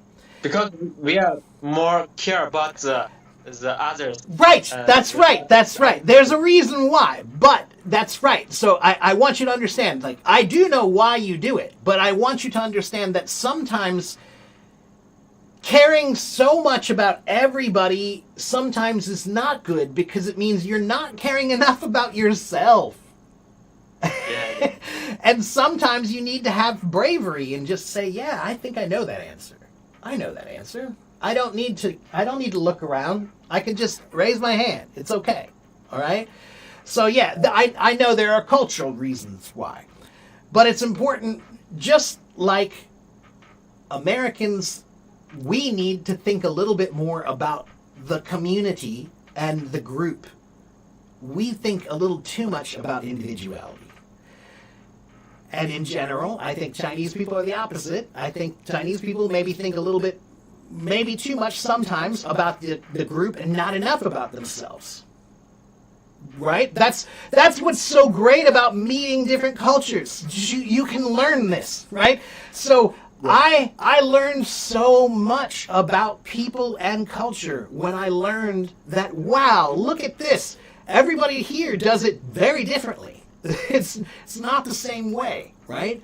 It's a good way to learn, because now I have the advantage of both cultures.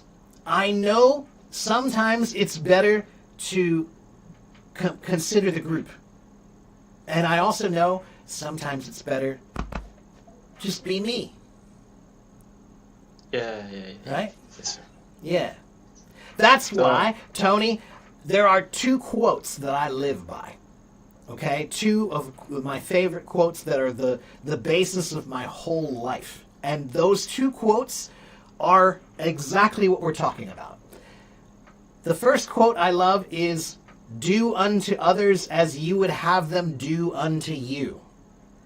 You guys say the same thing in Chinese, but you say it the different way. We call this the golden rule. It means do unto others means treat other people the way you want them to treat you.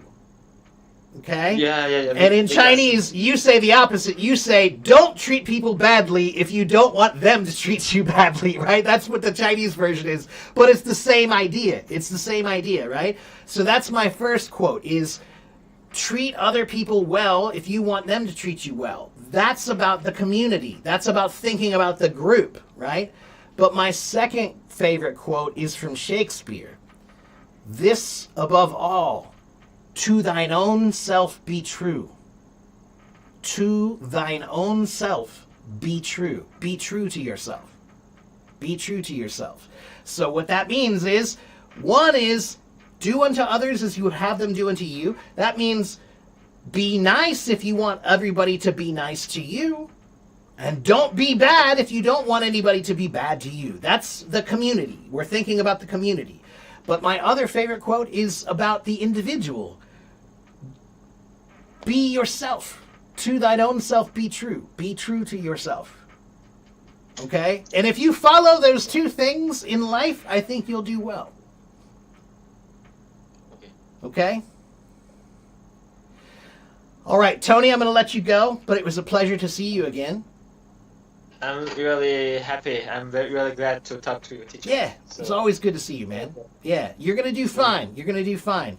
I know you're going to do fine. Why? Because I can tell you care and you're thinking about it, right? So you're making a plan. You're working on it. You're trying to develop yourself to make it work. So I think you'll be fine. Okay? Okay. All right. Thank you, Tony. I'll see you next time, okay? Jayo. Okay. Bye-bye. Bye-bye. Okay, right. Do not do to others what you don't want others do to you. That's right. The Chinese do the exact same thing as we, but just the opposite way. They say it in a negative sense instead of a positive sense, but with the same meaning. Okay, guys, it has been almost 2 hours. It has been almost 2 hours. I have time to talk to one more person. Let's try with you. Oh no, they're not there anymore. How about Serenity?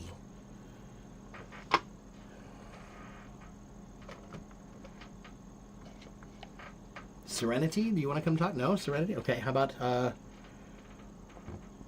Hainemu?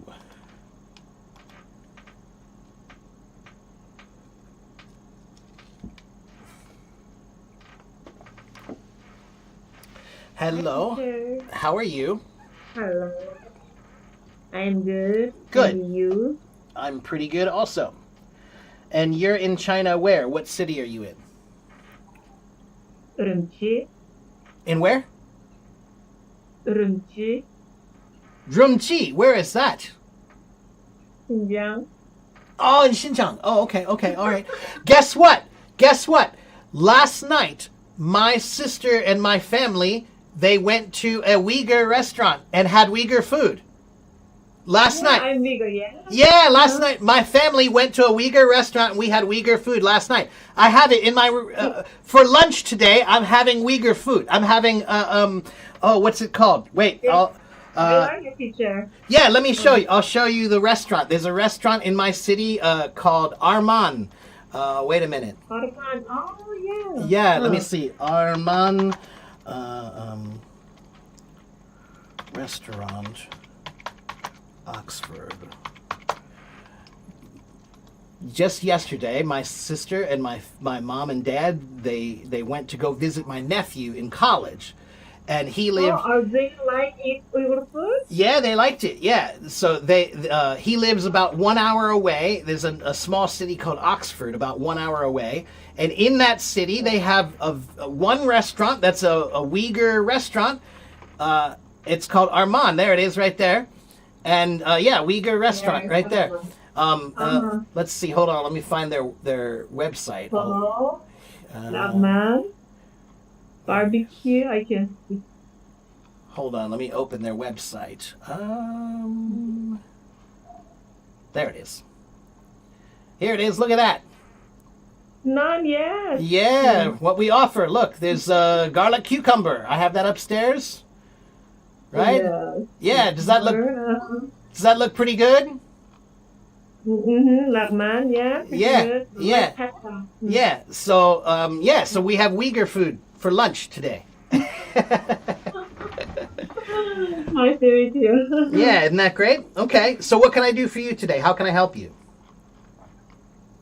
My problem is, you know what? English is tricky language, and then I know a lot of vocabulary, but my grammar has a big problem. Mhm. I don't express myself. What can I do for You're- improving my English? Your grammar sounds fine to me. Because I now use the simple word, the simple grammar. Okay, but guess what? Simple words always work. Yeah.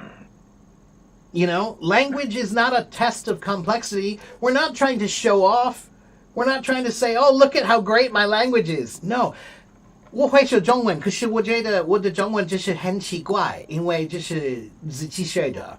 可是就是 OK， 因为如果你听得懂我说什么就是 OK， right? So that's just like my Chinese. My Chinese is not perfect. It's weird. It's not great. It's okay. But you can understand me. My grammar? Yeah, don't worry about your grammar.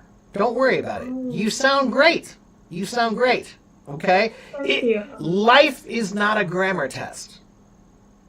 Yeah. Right? So I agree. if you're taking the IELTS test or you're taking the TOEFL test, yeah, you need to study grammar for those. If you're in school and you're studying English, then sure, you need to focus on grammar when you're in school. Maybe you have a job, you're a lawyer or a doctor or something with English that you have to use English. Okay, maybe you need grammar in those cases. But if you're not one of those things, then grammar is not that important. And I don't want you to worry about it. Because if you worry about it, now you have two. Yeah, I can't. Now you have two problems. Right. That's the thing. When you worry about things, guys, now you have two problems. You have grammar and worry. Now you have two. Right. So that's why. Here's what I tell everybody about grammar. Grammar is like your kitchen table. You have a table in your kitchen, and you clean it every day, right? Mm-hmm. And it's never finished. You have to clean it tomorrow, and you'll have to clean it again the next day, and you'll have to clean it again the next day. That's grammar. I see. Okay. Grammar is just the kitchen table. You just have to clean it a little bit every day. That's all, okay? Okay. All right? Don't worry about it too much. It will get better. It will get better over time. But right now, your grammar is definitely not a problem. Okay? Yeah. Mm-hmm. Don't worry. The English is my favorite only. I Okay. have a job. I'm a teacher. Oh, I teach organic chemistry. English is only my favorite. So Wow. I learn it by myself. Like wow. you, Right. yes. Okay. So Every then, day I keep listening, I keep reading, but I never have a chance to talk. right. Well, that's the same as me. I live in the United States. I never have a chance to speak Chinese, but the secret is when you learn a language, you have to learn how to read, and you have to learn how to write, and you have to learn how to speak, and you have to learn how to listen. But there is another thing you must learn how to do, and it's much more important than reading, writing, speaking, or listening. Thinking. Thinking. Yeah. So, if I live in America, fine. I live in America, but I can think in Chinese anytime while I'm here. And now I'm practicing my Chinese. So in every day when I wake up, 今天我要做什么? Right? I just Thinking think, in Chinese. Right, not in yeah. English. right, 如果我需要去商店，我可以想，这个就是非常贵，为什么就是太贵了？这个就是买完了，为什么就是买完了？就是 you know right? 我想一想，就是 whatever, anything. So if you're watching TV, think in English. If you're cooking food, think in English. If you go to the market, think in English. If you're at the park, think in English. Okay. And I got it. and if you don't know how, 这是你的功课. Oh, right thing. That's your homework. If you don't know how, right? So every day you can just wake up and look around your room. And that's what I used to do. 这个中文怎么说？不知道。这个中文怎么说？不知道。这个中文怎么说？不知道。Right? Like, I would just write it down. Just write it down. Oh, you know what? It takes a lot of time. It does. You're right. But it's the most practical vocabulary that you can learn. When you learn vocabulary from a book, some of those words are very valuable, but maybe some of those words are not really that useful to you. But when you use English in your mind, now you are defining your entire world in English. English. So that means you're right. It is hard because there's so much to define, but it's the most practical because you're defining. I can't remember a lot of. Okay, so let's think. Why can't you remember words? Do you know why you can't remember words? Because I didn't use them. Right, but Then I again, checked it. Yeah, I know what this means, but Right. tomorrow I will forget it. right, but again, if you're thinking all the time, you won't forget because you are using it. So I can remember my Chinese because I still use my Chinese. I live. Use your Chinese. Yeah, You so have Chinese. Yeah. 不是. So I lived in Taiwan for 4.5 years. Okay, and I taught English there. Okay, and I started learning Chinese a long time ago, but then COVID happened and I got stuck in America. I came home for a visit and then I got stuck here, and my whole life there blew up. I had to move back home and live here now. And I was so worried, like, I don't want to lose my Chinese. I learned so much, and now I'm going to forget it because I came back here. I don't want to lose my English, but I have any real practice. But guess what? Just last year, I went to visit my friends in Taiwan. All of them were shocked because my Chinese was so much better. they were like, wait a minute, how did you learn Chinese so well at home? How did you do that? Well, yeah, I was. It did feel really good. When I went back there, it felt so good to feel confident. Like I could go to the store and do anything, and I don't need help. I can do it myself, you know? And sometimes, sure, maybe sometimes they say a word I don't know, or they say something I don't understand, and I have to say, oh, well, ting batong, you know, like, right, like, whatever. But that's okay, and that's how you learn, right?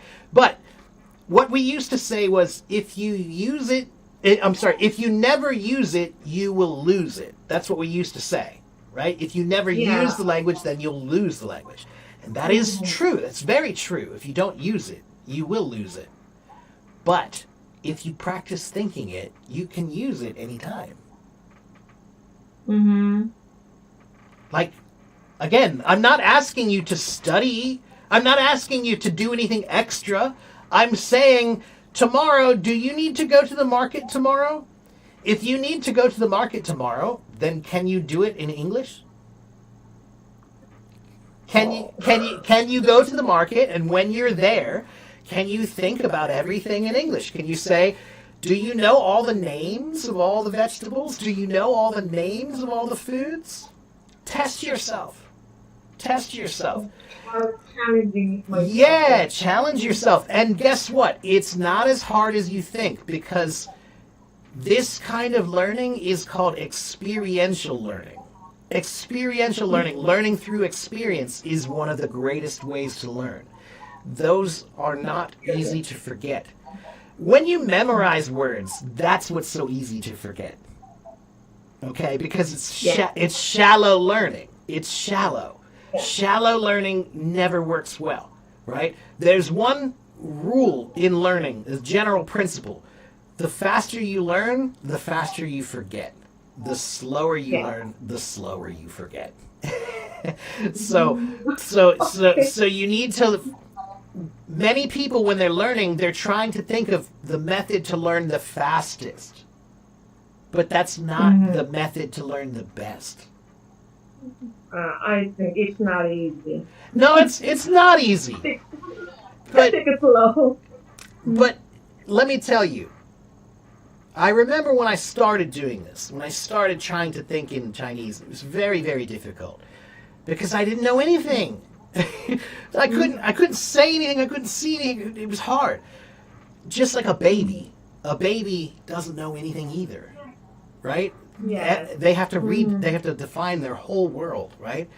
But that's why it works, because learning a language from a book doesn't feel real. Learning a language by looking around and trying to describe what you see, that's real. Okay? That's real. So, your English is great, really. This is another thing, this is another common problem. Every student, I would say 90% of students, they believe that they're actually not that good, but maybe they're actually pretty good. And it's important, because if you believe you're not good, then you won't be good. No, I won't be good. I won't be good. Confidence is a very important part of language. Okay? Yeah. Language, if you notice behind me, I'm a drummer. I don't know if you saw those drums behind me. And drumming and music is the same way. If I play a song on any instrument, I have to be confident, or it doesn't sound good, right? The song has to sound confident. If it doesn't sound good, I have to be confident, right? The same thing is true with language. It's a performance. language is a performance just like music. So you have to be confident when you speak. Okay? Show my confidence. Yeah. Yeah. Okay. Yeah. My English is so good. Yeah. Good. 加油,加油,熟能生巧。加油，天天，好，谢谢天天上上，加 Oh, 油。 now I want you to do one favor for me. Can you teach me how to say two things in Uyghur? Yeah. Teach me how to say hello and thank you in Uyghur. So easy. Hello, Yakshimu. Yakshimu, yakshimu. Yeah. Okay, yakshimu. All right. And Thank you, Rahmat. can you say that one again? Rahmat. Rahmad. Rahmad. Yeah. Is that it? Okay. Yeah, so good. Wow, that's hard. Okay, can you say that again? Both of them for me. One more time. Yakshimu. Yakshimu. Yakshimu. Yakshimu. Yakshimu. Okay. Rahmat. Lahmad. Rahmat. Lahmad. Yakshimu. Lahmad. Okay. All right. Okay, I'm trying. All right. All right. Well, thank you so much, Hainmu. Thank you so much. Yeah, you did Yes. great. You're doing wonderfully. So don't worry. Just keep trying. And remember, 如果你不可以说，你可以想。好 Okay? Okay. All right. I'll see you next time. Bye-bye. Yeah, bye bye. Thank you so much. All right. Okay, guys, it has been 2 hours and 7 minutes. And I need to take a break. But I do hope that you guys enjoyed the stream. Let me just see, did I miss any other comments or questions? Thank you very much for your comments and questions, everybody. Before I go, if you don't know who I am, hi, my name is Teacher Mark. I am a real teacher. I have been on Hello Talk for 12 years. I have about 83,000 followers on Hello Talk. They follow me to learn English. I'm here Monday, Tuesday, Wednesday, Thursday, Friday, and Saturday. I'm here most every day, almost, except for Sunday.